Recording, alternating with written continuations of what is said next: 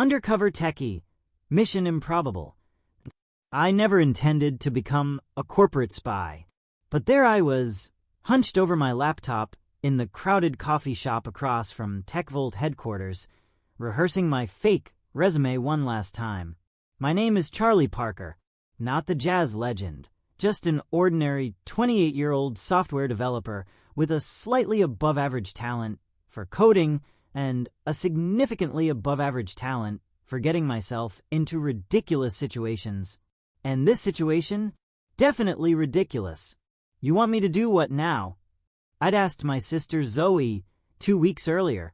We were sitting in her tiny apartment, surrounded by empty Thai food containers and her 3 cats, who all seemed to judge me with identical expressions of feline disdain.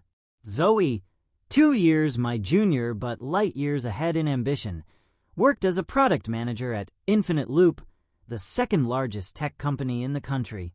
TechVolt, their direct competitor, had just announced a revolutionary AI assistant that had sent Infinite Loop stock plummeting. I need you to get hired at TechVolt and figure out how their AI works, Zoe repeated, as casually as if she were asking me to pick up milk on the way home. I laughed. Then I realized she wasn't joking. That's corporate espionage. It's illegal. Also, I'm very happy at my current job. Thanks. You got laid off 3 months ago and have been freelancing ever since. Freelancing is a legitimate career choice. You're working in your pajamas and eating cereal for dinner. I looked down at my Captain America pajama pants. These are loungewear, and cereal is a versatile food group. Zoe sighed. Look, I'm not asking you to steal code or trade secrets. I just need to know if TechVolt's revolutionary breakthrough is actual innovation or marketing BS. This is for market research. Market research usually involves surveys, not infiltrating the enemy camp. They're aggressively recruiting, and your skills fit perfectly. Just get hired legitimately, work there for a few months, and report back on whether their tech is the real deal. She slid a folder across the table. I've already created a version of your resume with the company name changed where you interned. I flipped through the folder. You've put way too much thought into this. 3 months, Charlie. If their tech is legit, I need to know so Infinite Loop can adjust our strategy. If it's smoke and mirrors, we can stop panicking and focus on actual innovation. Why me? Why not one of your actual coworkers? Because you're my brother, I trust you, and you're actually a really good developer who can tell hype from substance. She paused. Also, I may have already mentioned to my boss that I had an inside connection willing to help. I groaned. That was such a Zoe move. Commit first, convince later. Fine, I said, already regretting it. 3 months. But I want free Infinite Loop merch for life. And your cat sitting the next time I go on vacation. Deal. She grinned triumphantly. You won't regret this. I already do. And that's how, 2 weeks later, I found myself preparing for an interview at TechVolt, the tech industry's newest darling, under a slightly modified identity. Charlie Parker, experienced developer from Smart Systems, a company similar to my actual former employer, ready to join the ranks of Silicon Valley's most secretive company. My mission: determine whether TechVolt's neural adaptive voice interface, nicknamed Navi, was revolutionary or just clever marketing. I took one last sip of coffee, closed my laptop, and headed across the street to my interview. TechVolt's headquarters was exactly what you'd expect from a hot tech company, an artfully converted warehouse with exposed brick, too many plants, and motivational phrases stenciled on the walls in that specific sans serif font that screams, "We're casual, but also worth billions." "Welcome to TechVolt," chirped the receptionist, a perky 20-something with blue-tipped hair. "You must be Charlie. Madeline will be with you shortly." I sat in the waiting area, trying to look casual while internally repeating my cover story details. I wasn't technically lying, just selectively editing my work history, and removing any mention of being related to an infinite loop employee. Not exactly James Bond material, but still nerve-wracking. Charlie Parker? A voice interrupted my internal panic. I looked up to see a woman in her early 30s, dressed in black jeans and a vintage band t-shirt under a blazer. That's me. I stood, extending my hand. Madeline Chen, engineering manager. Her handshake was firm, her assessment quick. Follow me. As she led me through the office, I tried to absorb everything while looking like I wasn't absorbing everything. The space was divided into pod-like team areas with standing desks, whiteboards covered in diagrams, and the occasional nap pod or ping-pong table. So far, standard tech company fare. Madeline guided me into a small conference room named Asimov. So, she said as we sat down, your resume is impressive. Walk me through how you approached the technical challenge we sent. For the next hour, I actually forgot I was undercover. The interview was challenging in the best way. Deep technical questions, thoughtful problem-solving discussions, and genuine back and forth about engineering philosophy. I found myself actually wanting the job, spy mission aside. Madeline seemed impressed too. You're exactly the kind of developer we need for Nexus team. They're working directly on Navi's core systems. My heartbeat quickened. Core Navi team? Zoe would lose her mind if I landed that placement. That sounds fascinating, I said, trying to sound professional rather than giddy. One last question. Madeline leaned forward. Why TechVolt? You could work anywhere with your skills. I had rehearsed this answer carefully. Something about innovation, cutting-edge technology, and admiration for their vision.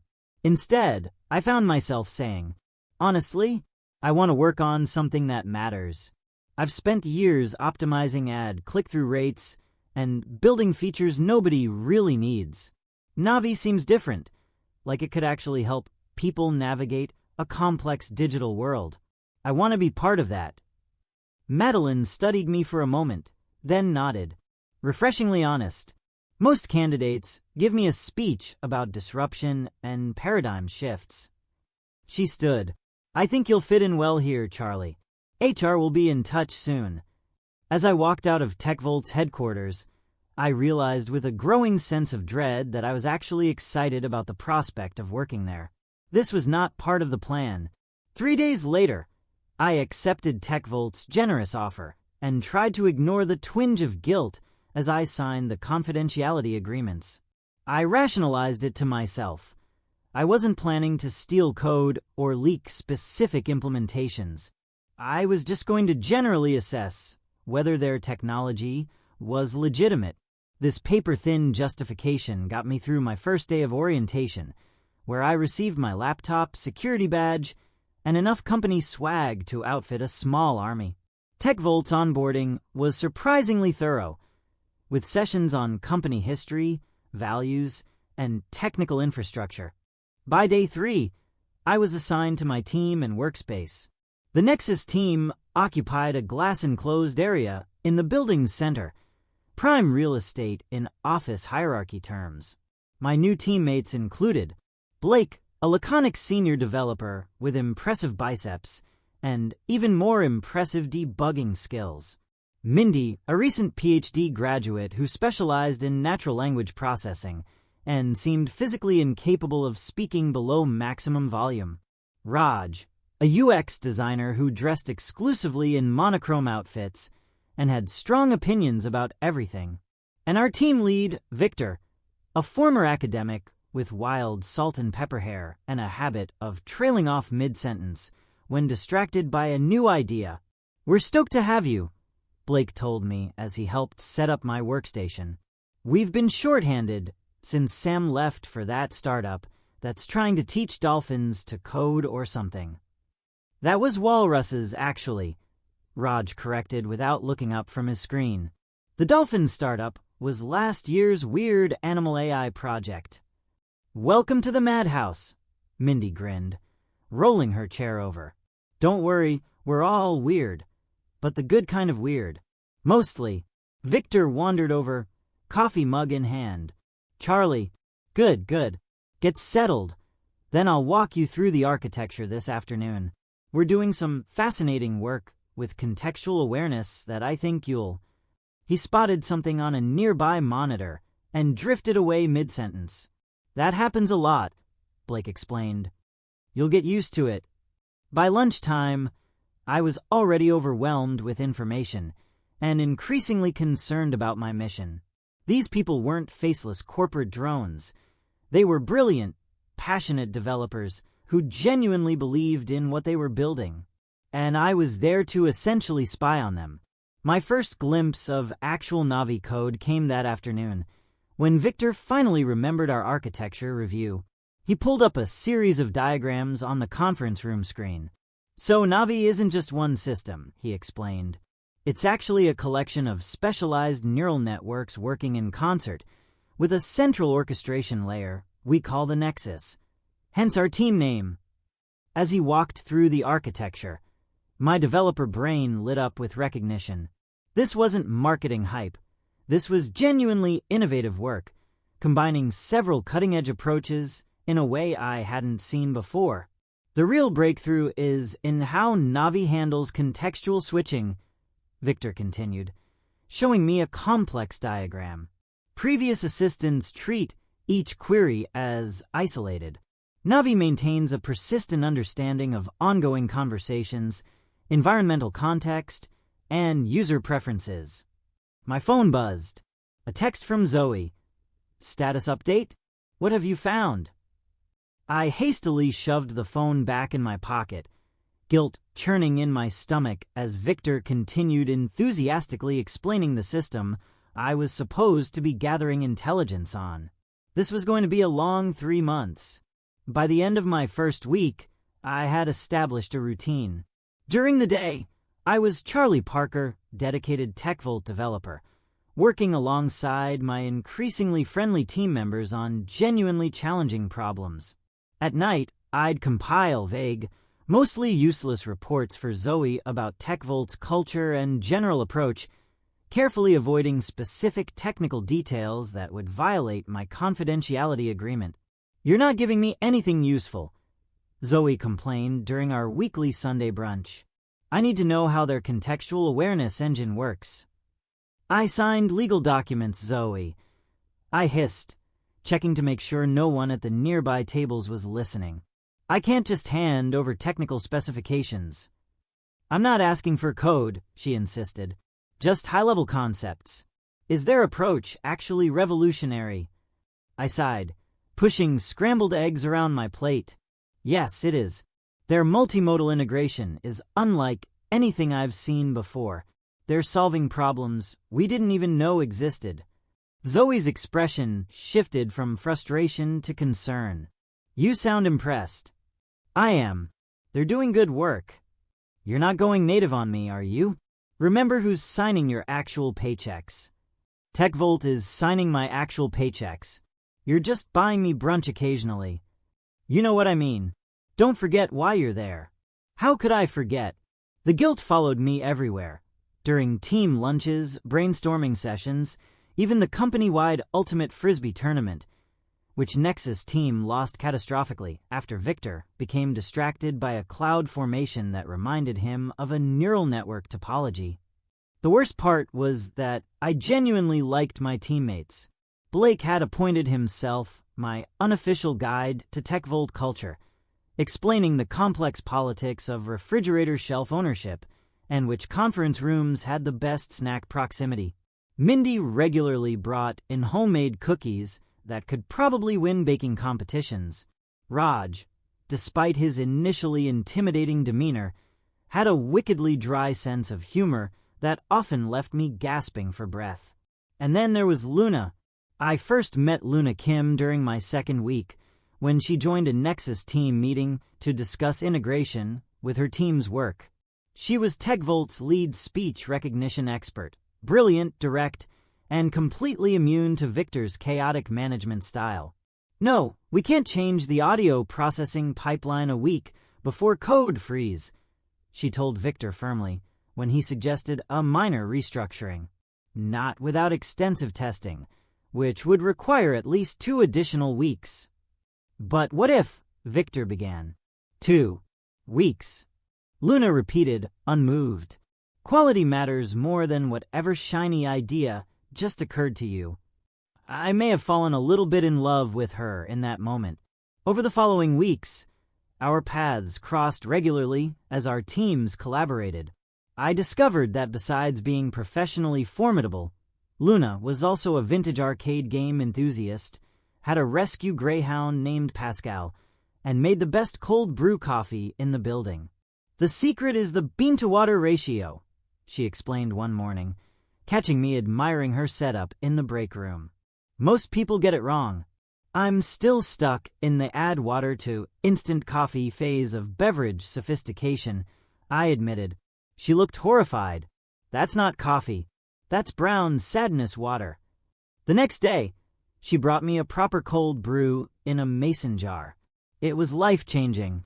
These small interactions grew into lunch breaks together, then after-work trips to her favorite arcade bar, where she systematically destroyed me at every game while explaining the technical brilliance of early 80s programming. They created entire worlds with kilobytes, she said admiringly, decimating my high score on Galaga. Pure efficiency, no bloated frameworks or unnecessary abstractions. I found myself looking forward to seeing her each day, which made my secret mission even more uncomfortable. Luna was passionate about TechVolt's vision, creating technology that genuinely helped people rather than just driving engagement metrics. What would she think if she knew I was essentially gathering intelligence for a competitor? By the end of my first month, I was in a full-blown ethical crisis, compounded by the fact that I was making actual, valuable contributions to Navi. My work on optimizing the contextual switching mechanism had earned praise from Victor and cut processing time by 15%. You're a natural, he told me after I presented my results. Many developers force their style onto existing systems. You took the time to understand our approach first. The guilt was becoming unbearable. During my next brunch with Zoe, I finally snapped. I can't do this anymore, I said, pushing away my untouched waffles. These are good people doing good work. I'm contributing to their project, while secretly reporting back to their competitor. It's wrong, Zoe. It's business, she countered. And you haven't actually shared anything confidential, just general impressions. It still feels dishonest. And I hesitated. And what? I like it there. I like the work. I like my team. Zoe studied me carefully. There's something, or someone, you're not telling me about. I thought about denying it, but Zoe had an almost supernatural ability to detect my lies. Her name is Luna. She's brilliant and funny and passionate about what she does. Oh, God, Zoe groaned. You're sleeping with the enemy? What? No, we're just friends, colleagues, who occasionally hang out and talk and play arcade games. You hate arcade games. You once described them as pixelated torture devices designed to steal quarters and dignity. I may have revised that position. Zoe rubbed her temples. Let me get this straight. You're developing feelings for a TechVolt employee while spying on TechVolt for me. I'm not spying, I protested weakly. I'm observing, and I want to stop. You can't quit now. My boss is expecting a comprehensive assessment, and I've been promoting your insights. Then I'll give you one final report with my overall impression, and that's it. No more weekly updates. No more specific questions about their technology. I'll complete my 3 months like a normal employee. Zoe looked like she wanted to argue, but something in my expression must have stopped her. Fine. One detailed, final report. Then you're off the hook. I nodded, relief washing over me. At least I could stop actively betraying my colleagues, even if the original deception remained. Of course. That's when everything started to unravel. The problems began innocuously enough. I was working late with Luna, integrating her speech recognition improvements with my contextual switching optimizations. We'd ordered takeout and commandeered the largest whiteboard in the building, mapping out the data flow between our systems. If we adjust the confidence threshold here, Luna said, circling a point on our diagram, we could dramatically improve response time for ambiguous queries. But wouldn't that increase the error rate? I asked. Not necessarily. Look at your own work. She pulled up my latest code contribution on her laptop. Your contextual weighting already provides an elegant solution. I leaned over to look at the screen, suddenly very aware of her proximity and the faint smell of her jasmine shampoo. Then I froze. Behind my code was another window, my personal email, which I'd apparently forgotten to close earlier. And right there in the preview pane was a message from Zoe with the subject line, TechVolt Intelligence Week 4. Luna saw it too. I could tell by the way she stiffened, her expression shifting from animated to carefully blank in an instant. Luna, I began, but she had already stood up, putting distance between us. You're gathering intelligence for someone, she said, her voice perfectly controlled. On TechVolt. On Navi. It's not what it looks like, I said automatically, then winced at the cliché. Really? Because it looks like corporate espionage. She crossed her arms. Who's Zoe? Which company are you working for? I considered lying, but what was the point now? Zoe is my sister. She works for Infinite Loop. Luna's eyes widened. Our main competitor? Are you serious? It's not. I haven't shared anything confidential, Luna. Just general impressions. Oh, well, that makes it totally fine then, she said, sarcasm dripping from every word. I'm sure our legal team will be thrilled to hear you've only betrayed us in general terms rather than specific ones. Please, let me explain. Explain what? How you infiltrated our team under false pretenses. How you gained our trust while reporting back to our biggest competitor. Her voice cracked slightly. How you made me think you were someone I could. She stopped abruptly. The silence that followed was worse than any accusation. I was going to stop, I said finally. I told Zoe this weekend that I couldn't do it anymore, that it felt wrong. How noble of you.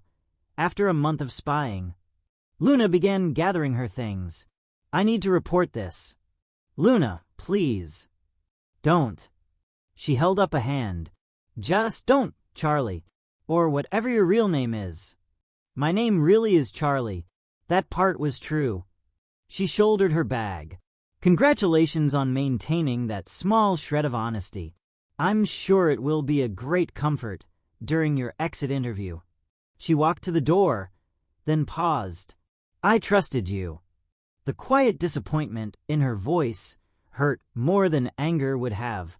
After she left, I sat alone in the conference room, surrounded by the remnants of our work and takeout containers. I didn't try to run or hide evidence. What would be the point? I'd betrayed people who had welcomed me, and now I'd face the consequences. I expected security to appear immediately, but the minutes ticked by without incident. After half an hour, I packed up my things and headed home, assuming the axe would fall in the morning. But when I arrived at work the next day, prepared for the worst, nothing happened. Luna wasn't at her desk, but everyone else greeted me normally. No security escort, no grim-faced HR representative, no dramatic confrontation. By lunchtime, the anticipation was driving me crazy. I cornered Blake in the break room. Have you seen Luna today? I asked, trying to sound casual. Kim. She took a personal day. Something about a family emergency. He studied my face. Everything okay with you too? You seem tense. Everything's fine. I lied. Just wanted her input on something. For the next 2 days, Luna remained absent, and I existed in a strange limbo, expecting to be exposed at any moment, yet somehow continuing my normal work routine. I couldn't focus, checking my email obsessively for termination notices and jumping whenever anyone approached my desk.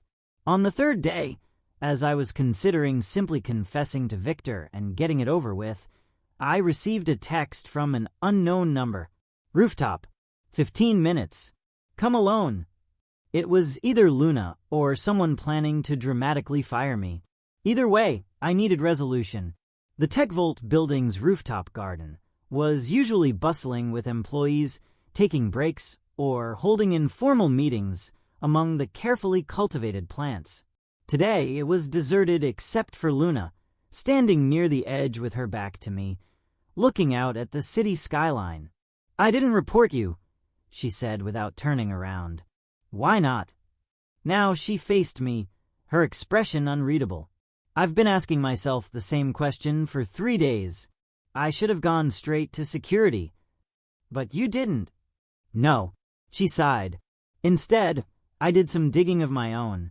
Researched your background, your sister, everything I could find." I winced.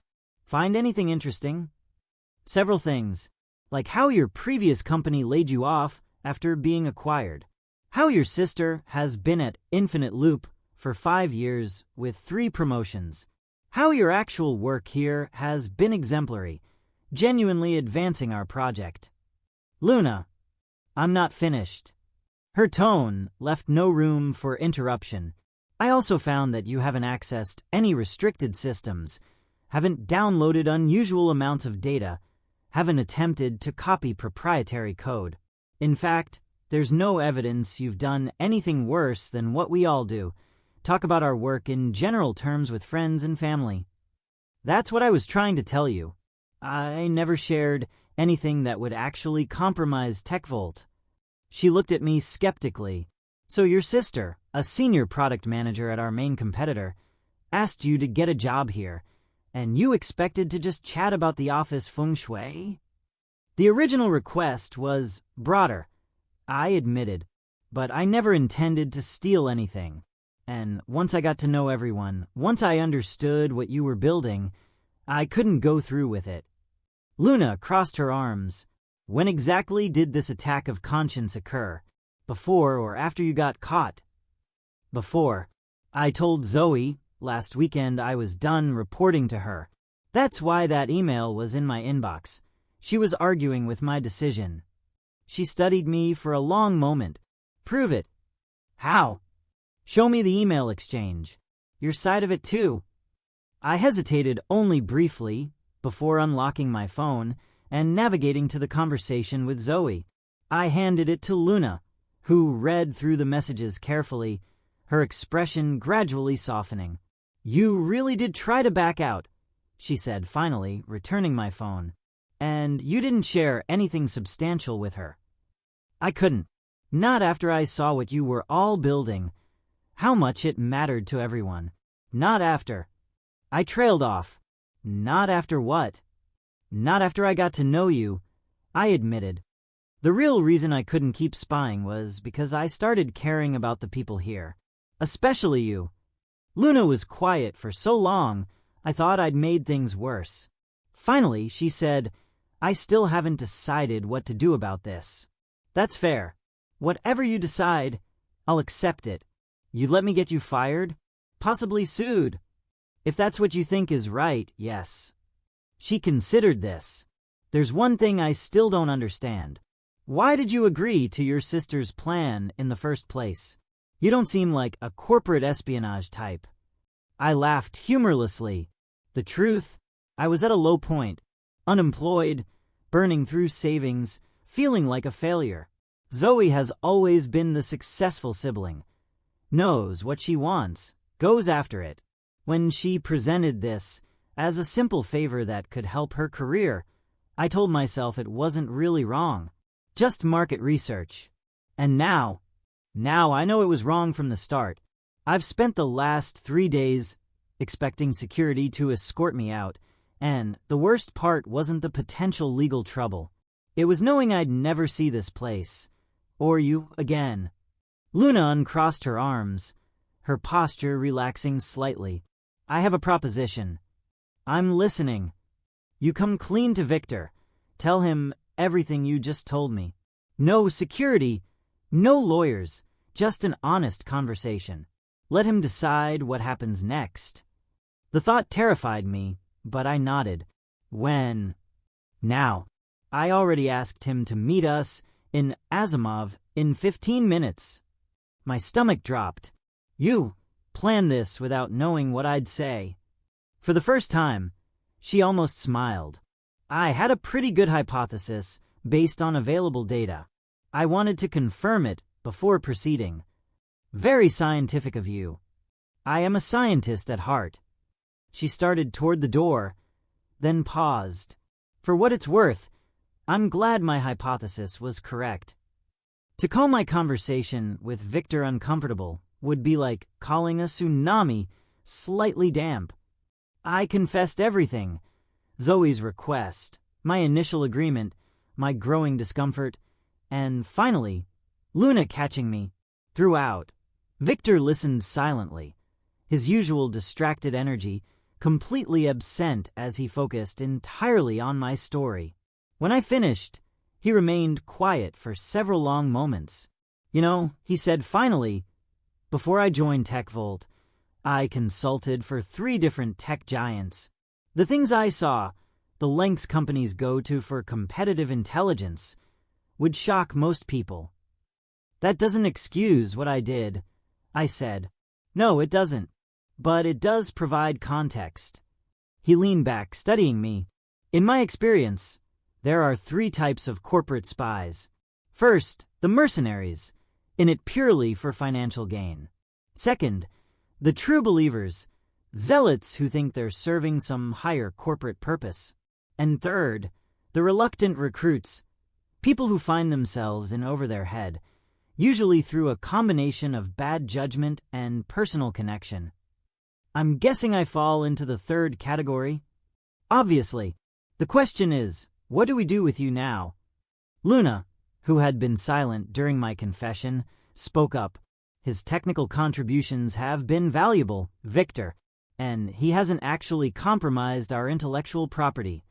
"True on both counts," Victor agreed, "though continuing to employ someone who entered under false pretenses sets a concerning precedent. What if we reframe it?" Luna suggested. "Charlie made a mistake, recognized it was wrong, and attempted to correct course before being discovered. That shows integrity, even if the initial decision showed poor judgment." Victor considered this. A rehabilitation narrative rather than a punitive one. Interesting. He turned to me. "Would you be willing to sign a new, more extensive confidentiality agreement and agree to certain trust-building measures?" "Absolutely," I said quickly. "Anything." "Good. Because I have an unconventional solution that might benefit everyone." That unconventional solution turned out to be both brilliant and slightly terrifying. Instead of firing me or taking legal action, Victor proposed that I become TechVolt's official security tester, essentially trying to find vulnerabilities in their information security protocols from an insider perspective. Who better to help us identify how information might leak than someone who is actively looking for intelligence? He explained. "Your unique perspective could help us protect our work more effectively." There were conditions, of course. I would be transferred to a different team with limited access to Navi's core systems. I would report directly to Victor and TechVolt's security director, and I would need to disclose my relationship with Zoe to HR, with a formal plan for managing that conflict of interest. "Also," Victor added casually, "you'll need to explain your new role to your sister, preferably with Luna present as a witness." Which is how, the following Sunday, I found myself sitting across from a stunned Zoe in our usual brunch spot, with Luna calmly sipping coffee beside me. "You did what?" Zoe hissed after I explained the situation. "He confessed everything," Luna supplied helpfully. "It was quite refreshing, actually." "And they didn't fire you? Or sue you?" Or me. Zoe looked at Luna suspiciously. What's the catch? The catch is that Charlie now works for TechVolt's security team, helping identify potential intelligence vulnerabilities, Luna explained. And he will no longer be providing you with any information about TechVolt, general or otherwise. Zoe glared at me. You realize this is a disaster, right? My boss is expecting that final report you promised. Actually, I said, sliding a folder across the table. Here's your report. Victor reviewed and approved it himself. Zoe opened the folder cautiously, then looked up in confusion. This is a job offer from TechVolt for a senior product management position, Luna confirmed. In our enterprise division, completely separate from anything competing with Infinite Loop's products. Victor was quite impressed with your ability to orchestrate this whole operation. Said it showed initiative and strategic thinking. Zoe's mouth opened and closed several times before she managed, Is this some kind of trap? No trap, I assured her. Just an unusual solution to an unusual situation. Instead of treating this as corporate espionage, they're viewing it as an aggressive job application strategy. That's insane, says the woman who convinced her brother to infiltrate a competitor, Luna pointed out dryly. Zoe studied the offer letter again. The compensation package is actually better than what I'm making now. TechVolt values talent, Luna shrugged, even when it arrives through unconventional channels. You should take it, I told Zoe. We could be corporate siblings instead of corporate adversaries. I'll think about it, Zoe said, tucking the folder into her bag. She looked between Luna and me. So you two are colleagues, Luna said firmly. Friends, I added, still establishing appropriate boundaries following significant trust violations. Luna amended, but with a slight smile that gave me hope. After Zoe left, with the job offer and a lot to think about, Luna and I remained at the table, an awkward silence settling between us. Thank you, I said finally, for not turning me in immediately, for giving me a chance to explain. I'm still not entirely sure why I did that, she admitted. Logically, I should have reported you instantly. Maybe it was my charming personality. More likely it was my scientific curiosity. Your behavior pattern didn't match what I'd expect from a corporate spy. And what would you expect? More stealth, less genuine contribution, fewer terrible jokes. She stirred her coffee thoughtfully, and definitely less obvious pining. I nearly choked on my water. Pining? Please, you light up like a Christmas tree whenever I walk into a room. It's almost embarrassing to watch. I do not. I began, then saw her expression. Okay, maybe a little. But in my defense, you're brilliant and intimidating and really good at Galaga.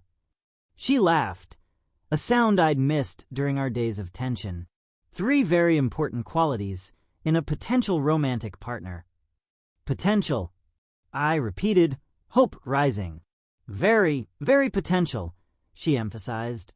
Trust needs to be rebuilt first, completely, which will take time.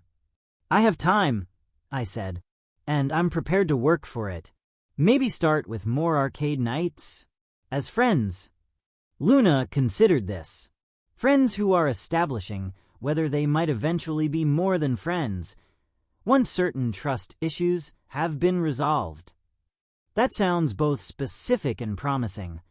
I'm a fan of clear parameters. She checked her watch. I should go. Pascal needs his afternoon walk. As we gathered our things to leave, I asked, Do you think Zoe will take the job? Almost certainly. Your sister doesn't strike me as someone who walks away from bold opportunities. Luna paused.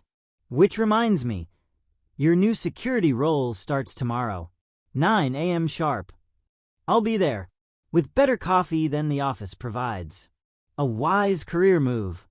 She hesitated, then added, For what it's worth, I'm glad things worked out this way. Your coding skills are actually quite impressive when not being used for nefarious purposes. The highest compliment I could hope for, I said, smiling. As we walked out together, not quite touching but closer than before, I reflected on how spectacularly my undercover mission had failed, and yet, somehow, led to something better than I could have imagined. In trying to gather intelligence for Infinite Loop, I discovered something far more valuable. A company whose values I respected, colleagues I genuinely liked, work that challenged me, and Luna, brilliant, demanding, arcade-dominating Luna, who might, with time and effort, forgive me. Sometimes the best cover isn't the one you plan, but the authentic self you discover along the way. Epilogue. 6 months later. Remind me again why we agreed to this. I muttered to Luna as we approached my parents' house for Thanksgiving dinner. Because your sister insisted on a family reunion, now that you're both TechVolt employees, Luna replied calmly. And because you promised me homemade pumpkin pie. The pie might not be worth the interrogation you're about to face, I warned her. 3 months after the great espionage fiasco, as Zoe now cheerfully called it, she had accepted TechVolt's offer and relocated to their San Francisco office. 2 months after that, Luna and I had officially started dating, gradually rebuilding trust through honest conversations, competitive arcade matches, and the occasional heart-to-heart over cold brew coffee. Luna squeezed my hand. Charlie, I've faced corporate hackers, defended my dissertation to 5 skeptical professors, and once talked Victor out of rewriting Navi's entire architecture the night before a demo. I can handle your parents. You haven't met my mother, I muttered. She's been planning this ambush since I told her I was bringing someone home. Someone. Luna raised an eyebrow. Is that how you described me? I may have mentioned that you're brilliant, intimidatingly competent, and the only person who's ever beaten my high score at Defender. That last part isn't true. You never had a high score at Defender. Details. I waved dismissively. The point is, they're excited to meet you. Possibly too excited. Luna straightened my collar with the precise attention she applied to everything. Then let's not keep them waiting. The front door swung open before we reached it, revealing my mother's beaming face. They're here, she called over her shoulder, before enveloping me in a hug that threatened my ribcage. Mom, this is Luna. I managed once released. Luna, this is my mother, Ellen Parker. It's lovely to meet you, Mrs. Parker, Luna said, extending her hand. Mom bypassed the handshake entirely, pulling Luna into a similar bone-crushing embrace. Call me Ellen. We've heard so much about you. Luna shot me an amused glance over my mother's shoulder. Inside, the house was a chaos of Thanksgiving preparations.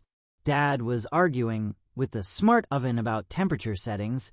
My teenage cousins were sprawled across the living room furniture playing video games, and in the center of it all, Zoe was orchestrating multiple conversations while simultaneously typing on her phone. The spy twins arrive, she announced upon seeing us. In the months since joining TechVolt, Zoe had fully embraced our shared corporate identity, frequently sending me messages with subject lines like, "Top secret. Lunch plans?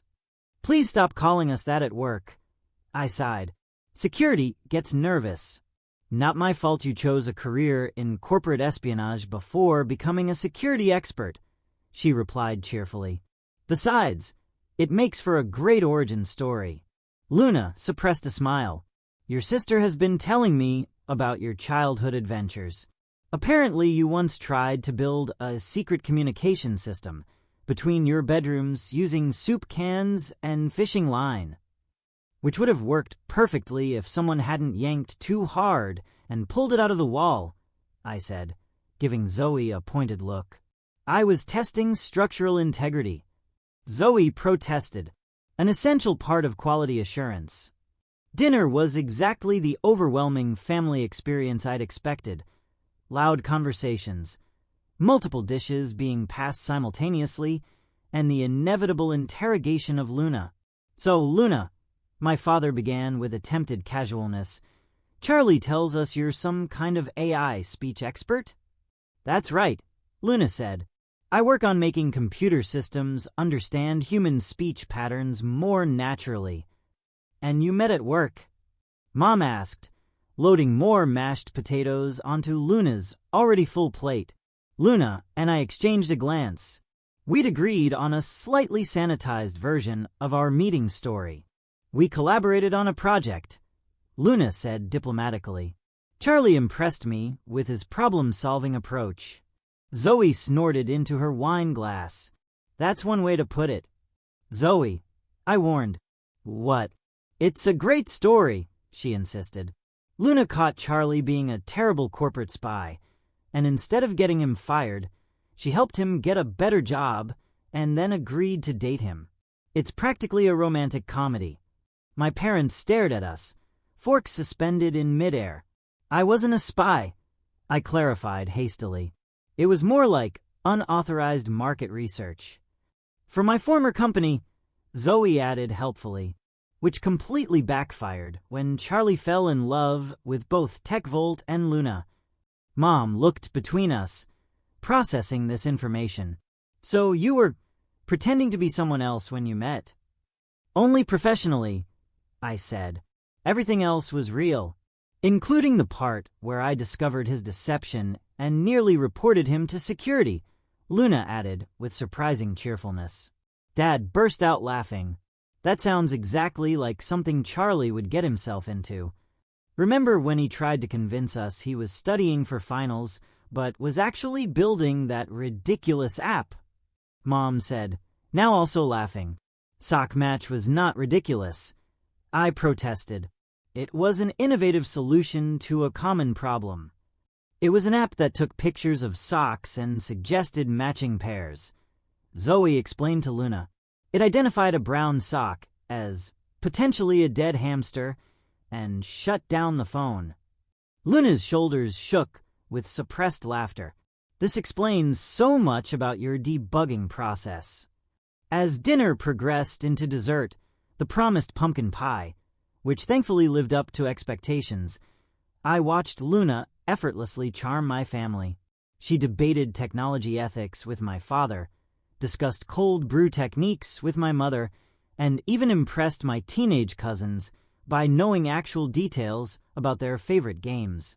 Later, as we helped clean up in the kitchen, Luna bumped my shoulder gently. "Your family is nice. Chaotic, but nice." "They like you," I said, "even after learning I was temporarily a terrible spy who lied to you."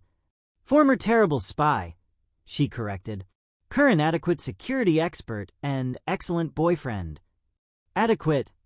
Your last vulnerability assessment missed 2 potential data exfiltration routes," she said primly. "But you're improving." I wrapped an arm around her waist. "Under your exacting tutelage." "Exactly." She glanced toward the living room, where Zoe was animatedly describing something to my parents. "You know, for all her questionable recruitment methods, your sister did accidentally change both our lives for the better." "Don't let her hear you say that. She already takes too much credit." "Too late." Zoe called from the doorway. "I heard everything, and I'm putting successful matchmaker on my resume right next to corporate defector." Luna laughed. "You have to admit, it's a unique family story." "Speaking of family," my mother said, appearing behind Zoe, "will your parents be joining us for Christmas, Luna? We'd love to meet them." Luna and I exchanged panicked glances. "One family interrogation at a time, Mom," I said quickly. Later that night, as we drove back to the city, Luna was quiet, watching the highway lights flash by. "Penny for your thoughts?" I asked. "I was just thinking about probabilities," she said. "The statistical likelihood of all the events that had to align for us to meet. Your layoff, your sister's request, your ethical crisis, me forgetting to lock my computer that night. Extremely improbable." I agreed. "And yet, here we are." She turned to look at me. Do you ever regret it? The whole undercover fiasco. I considered this carefully. I regret the dishonesty. I regret starting our relationship with a breach of trust. I glanced at her. But I can't regret anything that led me to you and TechVolt, even if the path was ethically complicated. A diplomatically phrased assessment, she said with a smile. I've learned from the best. I reached for her hand across the console. What about you? Any regrets about not turning me in immediately? Luna intertwined her fingers with mine. None. It was the most statistically unlikely, but personally rewarding decision I've ever made. As we drove through the night, I reflected on how my brief, disastrous career as an undercover techie had led to something I never expected. A place where I belonged, work that challenged me, and someone who knew all my flaws and chose me anyway. Sometimes the best missions are the ones that fail in exactly the right way. The end. Don't forget to like, comment, and subscribe for more incredible content.